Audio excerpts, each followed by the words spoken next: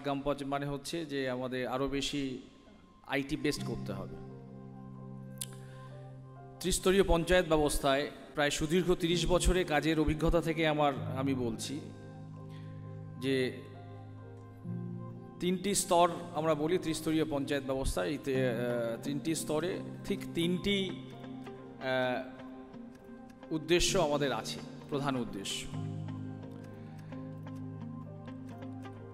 এই পঞ্চায়েত ব্যবস্থাপনায় আমাদের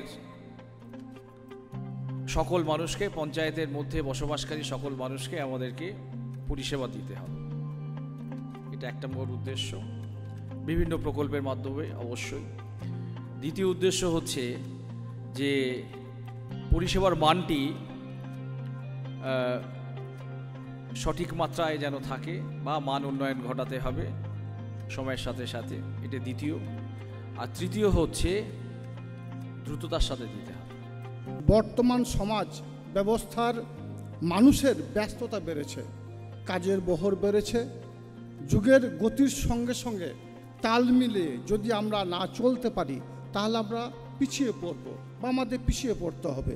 কম সময়ের মধ্যে আমাদের বেশি কাজ করতে হবে। সময়ের সঙ্গে সঙ্গে জনসংখ্যা বৃদ্ধি পেয়েছে, মানুষের চাহিদাও বৃদ্ধি পেয়েছে, সরকারি পরিষেবা কেন্দ্রগুলোতে মানুষের ভিড় বেড়েছে। বর্তমানে এ কথাটা অস্বীকার করার কোনো জায়গা নেই। বিভিন্ন কর্পোরেট এবং প্রাইভেট সংস্থাগুলি আধুনিক প্রযুক্তিকে ব্যবহার করে তাদের কাজের গতির মান বেড়িয়েছে। সরকারি প্রতিষ্ঠানগুলিও আধুনিক প্রযুক্তিকে ব্যবহার করে কাজের গতিকে ত্বরান্বিত করেই চলেছে।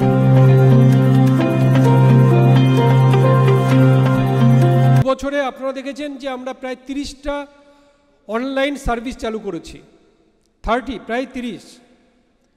এবং আগামীতে এই বছরে এই যে ফিনান্সিয়াল ইয়ারটা আছে, আগামী মার্চের মধ্যে আরও 16টা সার্ভিস আসছে। তার মানে আপনি সার্ভিসগুলো দেখে বোঝা যাচ্ছে যে আমরা পঞ্চায়েত স্তরে এভরিথিং যা কিছু আপনার ভাবনায় আছে সেই daily day to day works সেগুলোকে আমরা আইটি প্ল্যাটফর্মে আমরা নিয়ে যাব। নেক্সট আমাদের ফার্স্ট নোডাল অফিসার এন্ট্রির আমরা প্রবেশন করেছিলাম, কারণ এর অনেক উদ্দেশ্য আছে। এই নোডাল অফিসারের লিস্টটা এখানে এন্ট্রি করা যাবে। সেক্ষেত্রে আপনাদের বীরভূমের মোটামুটি কয়েকটা গ্রাম পঞ্চায়েত বাদ দিয়ে সবাই নোডাল অফিসার এন্ট্রি করেছেন।